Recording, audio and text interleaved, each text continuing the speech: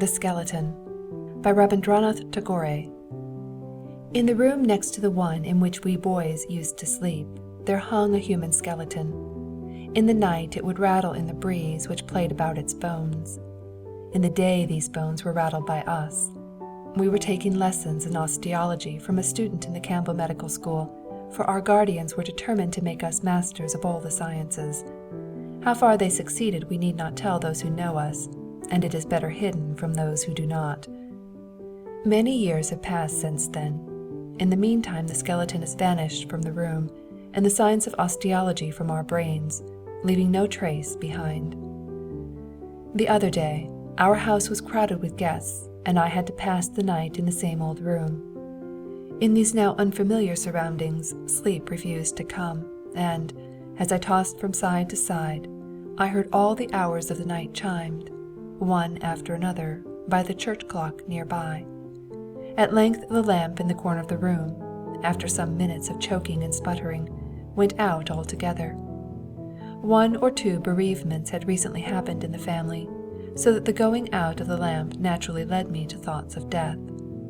In the great arena of nature, I thought, the light of a lamp losing itself in eternal darkness, and the going out of the light of our little human lives, by day or by night, were much the same thing. My train of thought recalled my mind to the skeleton. While I was trying to imagine what the body which had clothed it could have been like, it suddenly seemed to me that something was walking round and round my bed, groping along the walls of the room. I could hear its rapid breathing. It seemed as if it was searching for something which it could not find, and pacing round the room with ever hastier steps. I felt sure that this was a mere fancy of my sleepless, excited brain, and that the throbbing of the veins in my temples was really the sound which seemed like running footsteps. Nevertheless, a cold shiver ran all over me. To help to get rid of this hallucination, I called out, "Who is there?" The footsteps seemed to stop at my bedside, and the reply came, "It is I. I have come to look for that skeleton of mine." It seemed absurd to show any fear before the creature of my own imagination, so clutching my pillow a little more tightly, I said in a casual sort of way, "A nice business for this time of night. Of what use will that skeleton be to you now?" The reply seemed to come almost from my mosquito curtain itself. What a question! In that skeleton were the bones that encircled my heart. The youthful charm of my 26 years bloomed about it. Should I not desire to see it once more? "Of course," said I, "a perfectly reasonable desire. Well, go on with your search, while I try to get a little sleep." Said the voice, "But I fancy you are lonely. All right, I'll sit down a while, and we will have a little chat. Years ago I used to sit by men and talk to them, but during the last 35 years I have only moaned in the wind in the burning places of the dead. I would talk once more with a man, as in the old times." I felt that someone sat down just near my curtain. Resigning myself to the situation, I replied with as much cordiality as I could summon, "That will be very nice indeed. Let us talk of something cheerful." "The funniest thing I can think of is my own life story. Let me tell you that." The church clock chimed the hour of 2. When I was in the land of the living and young, I feared one thing like death itself, and that was my husband. My feelings can be likened only to those of a fish caught with a hook, for it was as if a stranger had snatched me away with the sharpest of hooks from the peaceful calm of my childhood's home, and from him I had no means of escape. My husband died 2 months after my marriage, and my friends and relations moaned pathetically on my behalf. My husband's father, after scrutinizing my face with great care, said to my mother-in-law, "Do you not see, she has the evil eye?" Well, are you listening? I hope you are enjoying the story. "Very much indeed," said I. "The beginning is extremely humorous." "Let me proceed then. I came back to my father's house in great glee. People tried to conceal it from me, but I knew well that I was endowed with a rare and radiant beauty. What is your opinion?" "Very likely," I murmured, "but you must remember that I never saw you." "What, not seen me? What about that skeleton of mine? Never mind. I was only joking. How can I ever make you believe that those two cavernous hollows contain the brightest of dark, languishing eyes, and that the smile which was revealed by those ruby lips had no resemblance whatever to the grinning teeth which you used to see?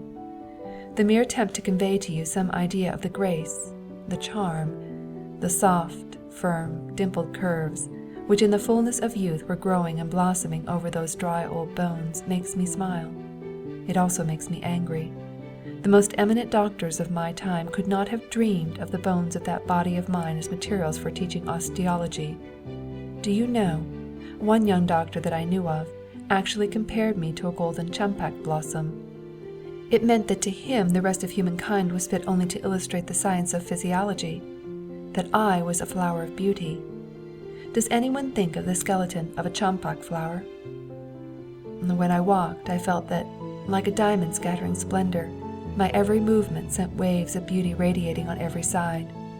I used to spend hours gazing on my hands which could gracefully have reined in the liveliest of male creatures. But that stark and staring old skeleton of mine has borne false witness to you against me, while I was unable to refute the shameless libel. That is why of all men I hate you the most. I feel I would like once for all to banish sleep from your eyes with a vision of that warm rosy loveliness of mine, to sweep out with it all the wretched osteological stuff of which your brain is full.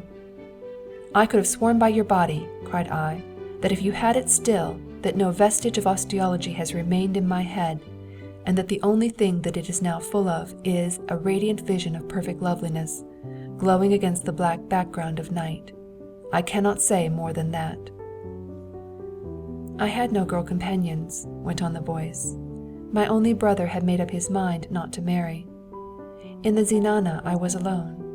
Alone I used to sit in the garden under the shade of the trees, and dream that the whole world was in love with me, and that the stars with sleepless gaze were drinking in my beauty, and that the wind was languishing in sighs as on some pretext or other it brushed past me, and that the lawn on which my feet rested, had it become conscious, would have lost consciousness again at their touch.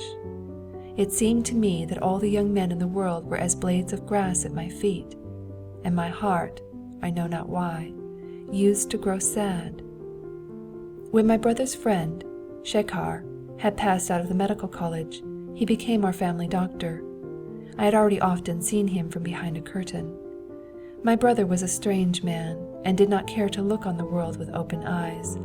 It was not empty enough for his taste, so he gradually moved away from it until he was quite lost in an obscure corner. Shekhar was his one friend, so he was the only young man I could ever get to see, and when I held my evening court in my garden, then the host of imaginary young men whom I had at my feet were each one a Shekhar. Are you listening?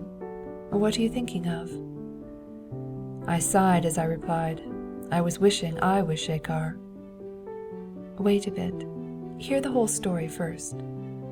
One day, in the rains, I was feverish. The doctor came to see me. That was our first meeting. I was reclining opposite the window, so that the blush of the evening sky might temper the pallor of my complexion. When the doctor, coming in, looked up into my face, I put myself into his place and gazed at myself in imagination. I saw in the glorious evening light that delicate wan face laid like a drooping flower against the soft white pillow, with the unrestrained curls playing over the forehead, and the bashfully lowered eyelids casting a pathetic shade over the whole countenance. The doctor, in a tone bashfully low, asked my brother, might I feel her pulse? I put out a tired, well-rounded wrist from beneath the coverlet. Ah, thought I, as I looked on it, if only there had been a sapphire bracelet. I had never before seen a doctor so awkward about feeling a patient's pulse. His fingers trembled as they felt my wrist. He measured the heat of my fever. I gauged the pulse of his heart. Don't you believe me? Very easily, said I. The human heartbeat tells its tale. After I had been taken ill and restored to health several times, I found that the number of the courtiers who attended my imaginary evening reception began to dwindle till they were reduced to only one, and at last in my little world there remained only one doctor and one patient. In these evenings I used to dress myself secretly in a canary-colored sari, twine about the braided knot into which I did my hair a garland of white jasmine blossoms, and with a little mirror in my hand betake myself to my usual seat under the trees. Well, are you perhaps thinking that the sight of one's own beauty would soon grow wearisome? Ah, no, for I did not see myself with my own eyes. I was then one and also two. I used to see myself as though I were the doctor. I gazed. I was charmed. I fell madly in love. But, in spite of all the caresses I lavished on myself, a sigh would wander about my heart, moaning like the evening breeze. Anyhow, from that time I was never alone. When I walked, I watched with downcast eyes the play of my dainty little toes on the earth, and wondered what the doctor would have felt had he been there to see it. At midday the sky would be filled with the glare of the sun, without a sound, save now and then the distant cry of a passing kite.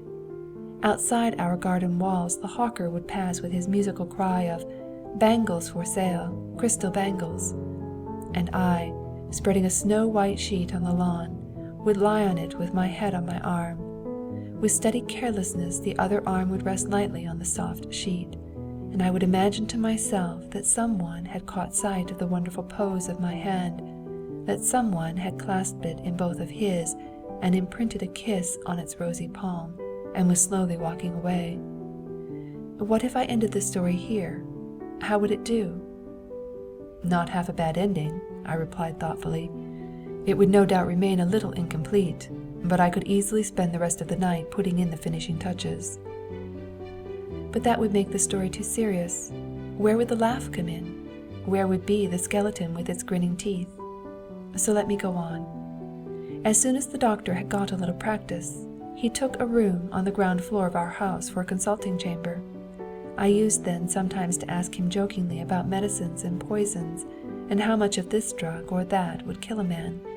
The subject was congenial, and he would wax eloquent. These talks familiarized me with the idea of death, and so love and death were the only two things that filled my little world. My story is now nearly ended. There's not much left.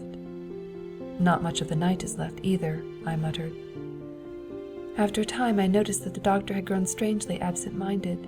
It seemed as if he were ashamed of something which he was trying to keep from me. One day he came in, somewhat smartly dressed, and borrowed my brother's carriage for the evening.